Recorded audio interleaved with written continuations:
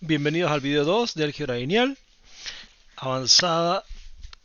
Esta es una materia, la maestría en matemáticas de la Universidad Nacional de San Luis. Mi nombre es Daniel Jaume y bueno, comencemos con la teoría de sumas directas internas. La teoría de sumas directas externas queda para lectura.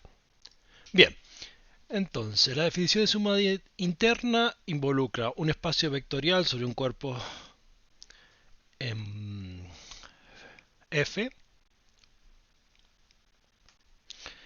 Muy bien, y tenemos también un conjunto de subespacios del espacio vectorial B, arbitrario en principio, y la suma directa interna, se dota de esta manera.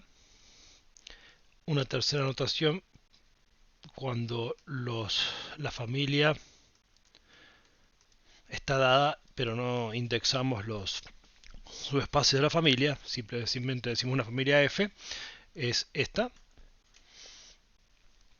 Bueno, entonces tenemos una notación, pero todavía no sabemos qué es una suma directa. Bueno, una suma directa es cuando los miembros de F, cuando los sumo, la suma habitual de espacios, me da todo B. Ese es el join, se llama esto, o totalidad.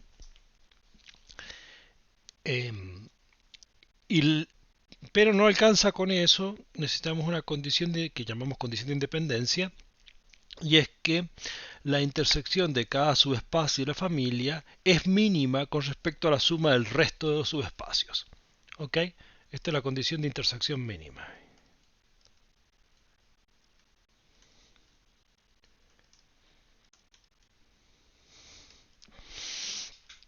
¿Ok? Bien. Lo que vamos a ver a continuación es un poquito de notación, que en el caso de que tengamos que la familia está formada por un número finito de subespacios, la suma interna se escribe así, suma directa interna, y cuando son dos los miembros de la familia, vamos a hablar de que tengo que S más T me da todo B, entonces vamos a hablar que T es un complemento de S. También podemos decir que S es un complemento de T. Y hablamos de un complemento porque vamos a ver después que cada subespacio propio de un espacio vectorial V tiene un único complemento. Bien, ahora consideremos el siguiente ejemplo. Tenemos las matrices cuadradas de orden n, definidas a coeficientes en algún cuerpo, y es fácil ver que toda matriz se puede descomponer como de esta forma, con la particularidad que esta, que le llamamos a la simétrica, tiene la particularidad de que si la transpongo me da lo mismo. Por eso hablamos de la parte simétrica de A. Mientras que esta parte, la que hablamos como la parte skew de A, tiene la particularidad de que cuando la transpongo me da el negativo de la matriz que tenía originalmente, o sea que es la parte skew de la matriz. En general, uno puede definir los espacios de las matrices simétricas, los espacios de las matrices skew simétricas. Aquí están las matrices que cumplen con la propiedad que son iguales a sus transpuestas. Aquí están las matrices que cumplen con la propiedad que son iguales al negativo de sus transpuestas. ¿Ok? Podemos escribirlo así. Y una condición obvia que tienen las skew para cumplir esta condición es que tienen diagonal nula, ¿no? Las skew simétricas. Bien, y lo que esta afirmación nos dice es que las matrices se pueden escribir como sumas del espacio vectorial o el subespacio vectorial de las simétricas más el subespacio vectorial de las skew simétricas. La pregunta es si esta suma es directa. Bueno, vamos a responder esto usando un poquito un teorema de caracterización. El teorema de caracterización de la suma interna lo que hace en realidad es caracteriza la condición de independencia, ¿no? O sea, tenemos un espacio vectorial, tenemos una familia de subespacios del espacio vectorial B, y lo que vamos a decir es que las siguientes afirmaciones son equivalentes. Primera es la condición de independencia. Los subespacios de la familia tienen intersección mínima con el resto de los subespacios. la condición de unicidad del cero. El cero no puede ser escrito como suma de vectores no nulos, eso es importante, no nulos, de distintos subespacios de la familia. Es decir, que si yo escribo, tengo que 0 es x1 más x2 más x3, lo que estoy seguro que cada una de estas cosas son el 0. ¿Mm? Y si los pienso como elementos como vectores de distintos subespacios. Bien, unicidad lo que me dice es que todo vector, en general, traslado la condición de unicidad del cero, o sea, todo vector tiene una única forma de ser escrita, salvo orden, como suma de vectores no nulos de distintos subespacios de F. ¿Ok? O sea que lo que me dice es que si hay otra forma de escribir a B como suma de vectores no nulos de distintos subespacios de F, es que es en realidad un reordenamiento de la que encontré originalmente. O sea, salvo orden, hay una única forma de escribir a cada vector del espacio como suma de elementos de los distintos miembros de la familia. Muy bien, veamos la demostración. La demostración 1 implica 2 se hace demostrando que no 2 implica no 1.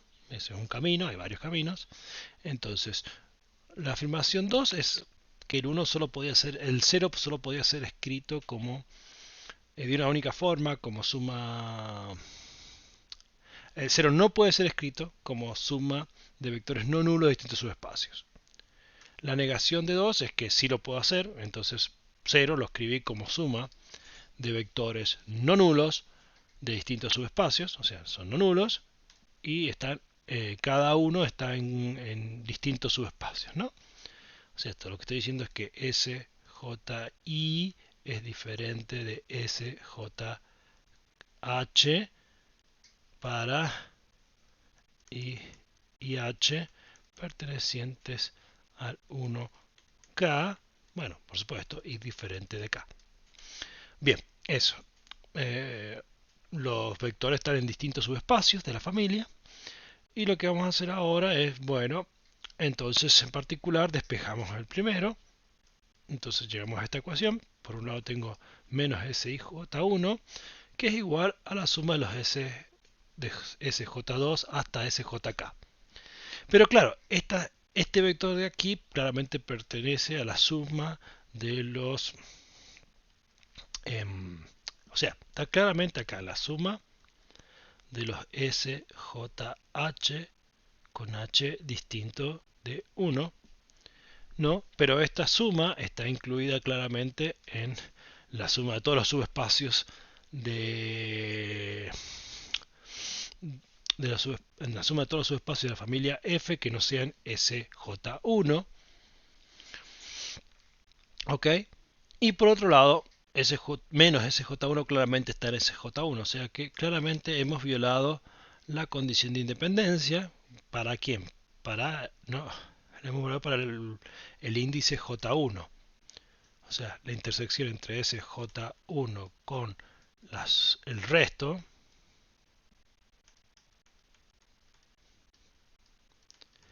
está no es igual al 0, no es vector igual al single vector nulo porque contiene este elemento al menos. Este elemento está en esta intersección. Este B menos SJ1 pertenece a este conjunto. Entonces hemos negado 1 y ya está. Entonces no 2 implica no 1, entonces 1 implica 2.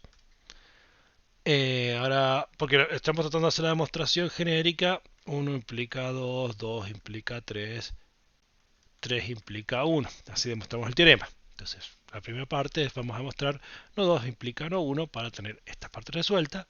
Ahora vamos a ver 2 implica 3. Entonces suponemos que de vuelta vale 2, o sea, el 0 no puede ser escrito como suma de vectores no nulos de distintos subespacios. Y recordemos el enunciado de la parte 3 que dice que todo vector no nulo tiene única forma de escribirse, salvo por orden, como suma de vectores no nulos de distintos subespacios. Entonces lo que vamos a asumir es que tengo dos formas de escribirlo, a un vector B del espacio vectorial B. Y lo que voy a probar es que en realidad es que estas dos formas que tengo son la misma salvo orden tal vez. Entonces, lo que hago es, primero, bueno, la hipótesis es que ninguno de los SI es 0, ninguno de los TI es 0, cada uno de los SI pertenece a diferentes subespacios de F, cada uno de los TJ pertenece a diferentes espacios de F, y bueno, entonces reescribo esto. O sea, aquí dije, bueno, los que están en los mismos subespacios los pongo juntitos y los restos. Estos son los elementos de S que están en subespacios que no son subespacios en los que están los T, y estos son los T que están en subespacios que no sean ninguno de los subespacios en los que están los S. Bien, ahora, ¿cómo yo tengo que el 0 no puede ser escrito como suma de vectores no nulos? Entonces esto me dice que son todos ceros.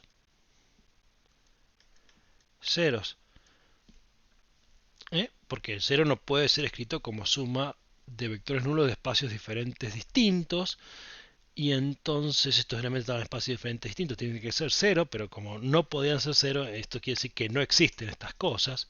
Que no existen estas cosas significan que m y n, las cardinalidades, son iguales, y además y que cada uno de los de aquí está en un subespacio de los de acá, y que cada uno de los de acá está en un subespacio de los de acá, y entonces los puedo ordenar correctamente, y además, o sea, esta parte no está y esta parte no está, y además estos son vectores de, cada uno de estos son vectores de subespacios distintos, así que como el 0 no puede ser escrito como suma de vectores no nulos de subespacios distintos, tienen que ser todos el 0.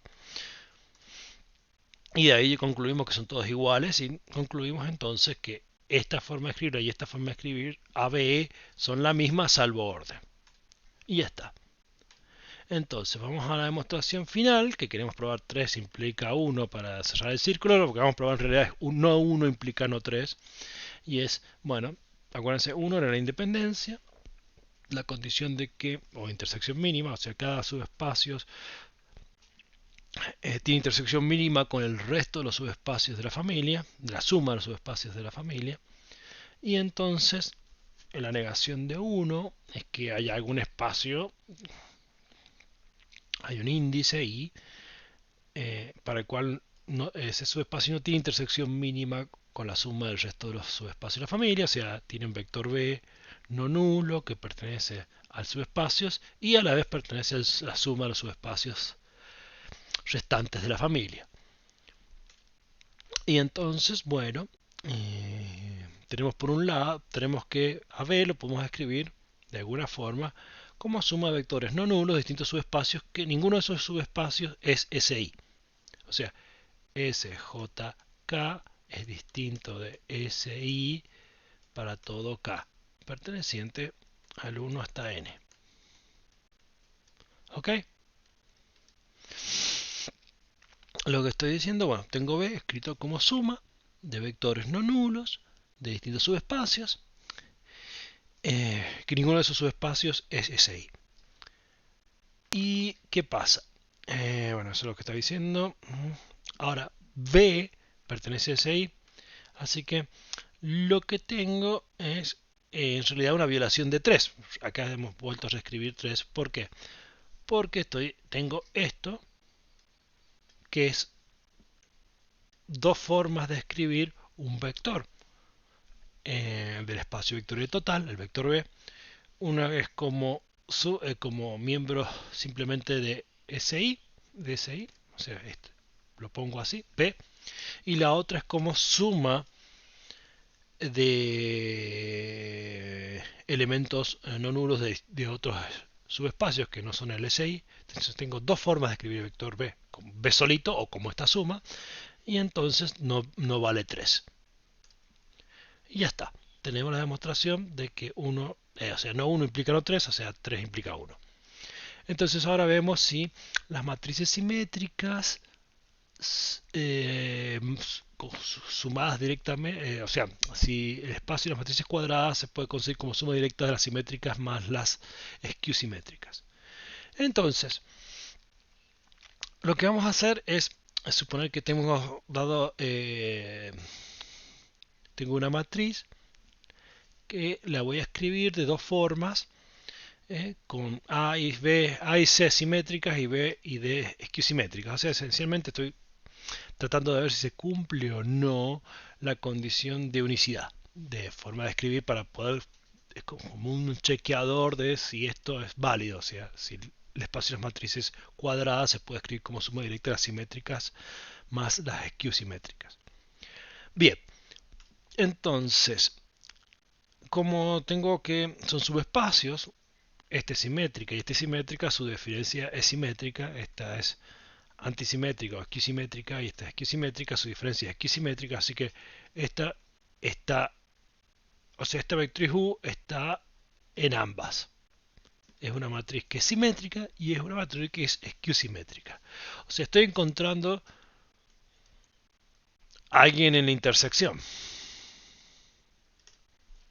Alguien que está en los dos subespacios. Esto es también interesante notar que en general es cuando esta es la condición de independencia para dos. Simplemente la intersección es, o sea, la condición de independencia para dos subespacios es chequear que la intersección es solamente el vector 0. O sea que me gustaría probar para poder decir que que las matrices cuadradas se escriben como suma directa las simétricas más las simétricas. Lo que nos bastaría probar, como son solamente dos subespacios los que estoy considerando, es que la intersección es simplemente el 0. O sea, la pregunta es, ¿U es 0? Y la respuesta es que esto depende del cuerpo. Si el cuerpo tiene característica 2, no es difícil chequear, esto queda como ejercicio, que en realidad las simétricas y las esquiosimétricas son lo mismo. O sea, entonces si son lo mismo, no estamos haciendo suma directa porque la intersección es no trivial. Y si la característica del cuerpo sobre el que definir las matrices es diferente de 2, o sea, es Z3, es 3, la característica 5 o infinito, entonces ocurre que la condición de que una matriz sea igual a otra transpuesta y sea igual a, perdón, veo que se me mezclaron las dos notaciones, y sea igual a la negativa de su transpuesta, implica que la matriz es la matriz de ceros. ¿Está? Eso también es un ejercicio, que chequeen eso bien. Y entonces, con estas dos condiciones, yo ya tengo que, si la característica del cuerpo no es 2, entonces sí es cierto que las matrices cuadradas son suma directa de las matrices simétricas más las matrices esquiosimétricas. Y con esto terminamos, vamos terminando el video. Bueno, aquí tienen que repasar, les pido que repasen las nociones de suma externa que están en las páginas 40 y 41 del libro.